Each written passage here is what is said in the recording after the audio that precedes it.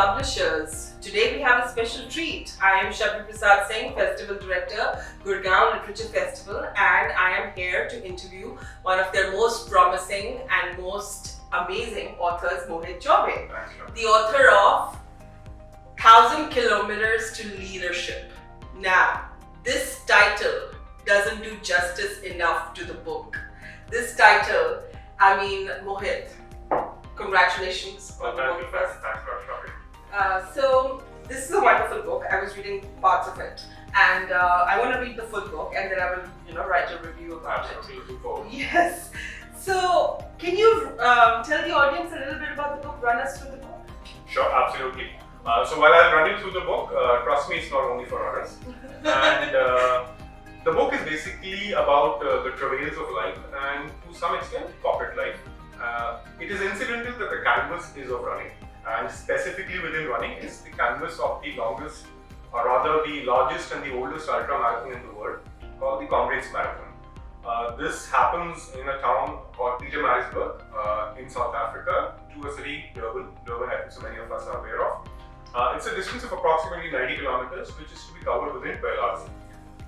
Besides the distance, which obviously is a challenging feature, the fact is that it's a very hilly terrain and really takes a lot of mental and physical skill and endurance to be able to do that. So that's the background of the book. However, the book is not for runners. Basically, this is the canvas, and through my journey of successfully completing the race, or rather participating in the race, I am trying to take the audience through the ups and downs of life, and to some extent the ups and downs of corporate life, and how I dealt with it, and in the process of completing the race, how I successfully also ensured that I became a much better human being and a much better business leader.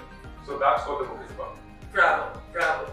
So during the whole writing process, you've obviously done the marathon successfully twice. So during this writing process, I want to know what was going on through your mind. Did you revisited the whole landscape of South Africa? You visited your trials and tribulations.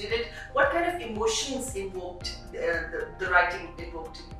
I think to some extent, and many writers might agree with me, writing is a cathartic process. Absolutely. And what happens is, as we start recounting incidents in our life, the ones of prominence start becoming more and more, layered. Yeah. And you start seeing different aspects of those moments, those instances, those situations, and you start filtering through the emotions. It is a fairly emotional journey, and in the writing process, it's not just about the physical aspect of putting pen to paper, which is challenging. I think so the bigger aspect is being able to go through the emotions and being able to put it in a form that it makes interesting read for the reader, but at the same time does justice to the honesty of the narration, and at the same time you need to find a way of being able to go in and out of the emotion, and I think that's the biggest challenge I found for myself. Because I found that every time I used to write for a couple of hours at a go, and I used to feel very tired, and I was trying to understand what could be the reason. And only later did I realize that delving into the mind sometimes can be more physically challenging than running a marathon. Wow, brilliantly put, bravo. So, ladies and gentlemen, look at the first page, the profile map. This also takes you through Mohit Chobey's life and his endurance throughout the landscape of South Africa during this wonderful marathon.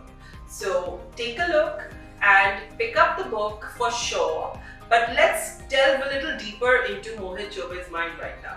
So I still have a couple of questions for him. The emotional agility, the mental agility, the physical agility. How would you rate each other, and in tandem with each other? How would you say that what is more important, or is it a balance? Yeah, it is a balance, but the balance has a prima facie bedrock of mental strength and stamina.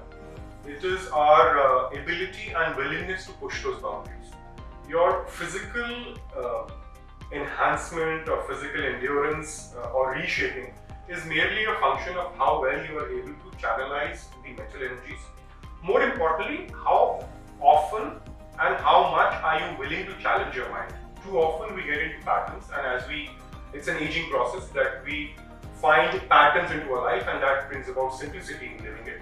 However, the same simplicity also inhibits our ability to delve into newer aspects of ourselves.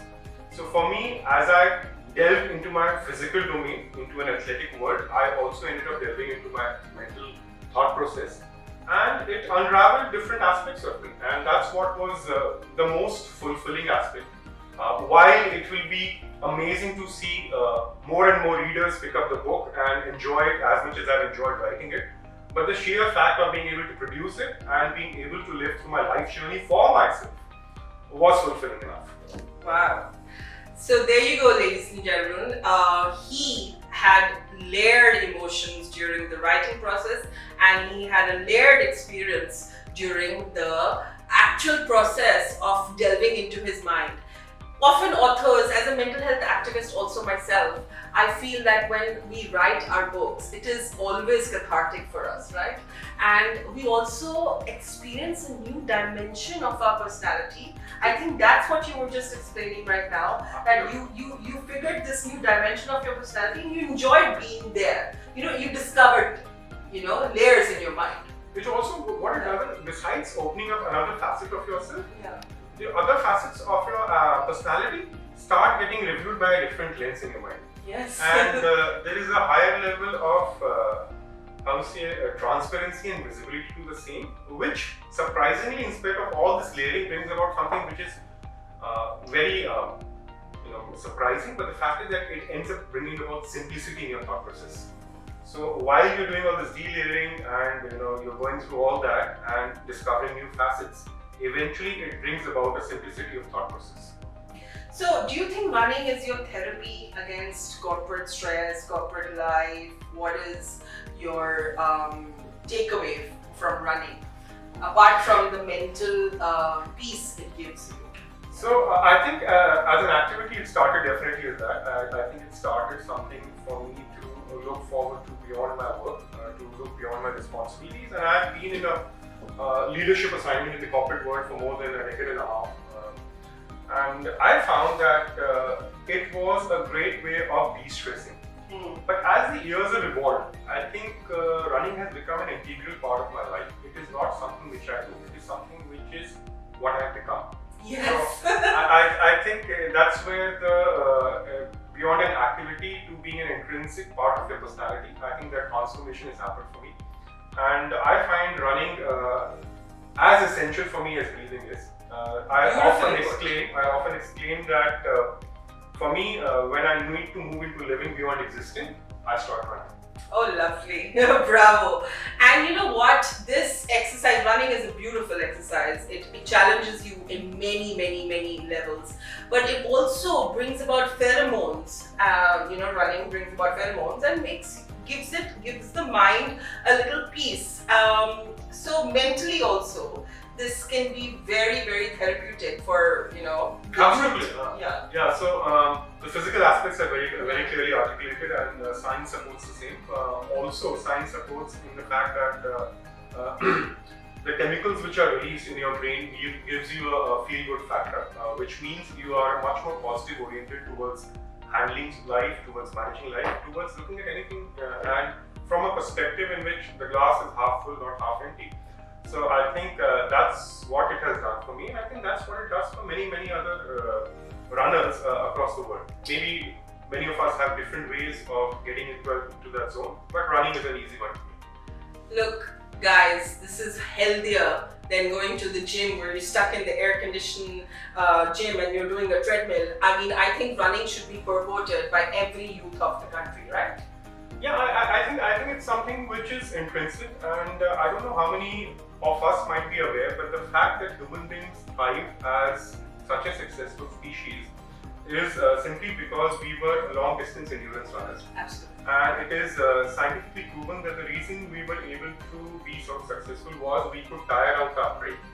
So as when we were hunters and gatherers and we needed meat, we were never the swiftest vis-a-vis the animals which we were catching, but we always had the most endurance. And eventually that's what made us successful. So it is genetically proven and it is scientifically proven that for us to be really successful, running becomes an integral part. And if you may note, I have also quoted this in my book, that most military institutions, one of the biggest elements for them to be qualified as physically fit is their running capability. And besides the rigorous training which they go through, one of the biggest elements for them to be successful is to run a 100-kilometer race. And if you don't do that, you don't become a pack commander in special forces. So I think that's how important it is across the spectrum. Absolutely. It's good for the mind, it's good for the body, it's good for mental health, it's good for everything. Now, there is this beautiful little verse that you've written on page 29 in the book. Right. Would you like to read it for our readers? It will be my pleasure. Yeah, please. I love it personally. Really just So I'll try and do justice. While writing it, I really could pour my emotions out to it. I hope I read it as well. It's basically a precursor to something I've called meditation in motion. That's something which I've coined for myself, and this is how it goes. Rain or shine, good day or bad day, joy or sorrow, I had to run.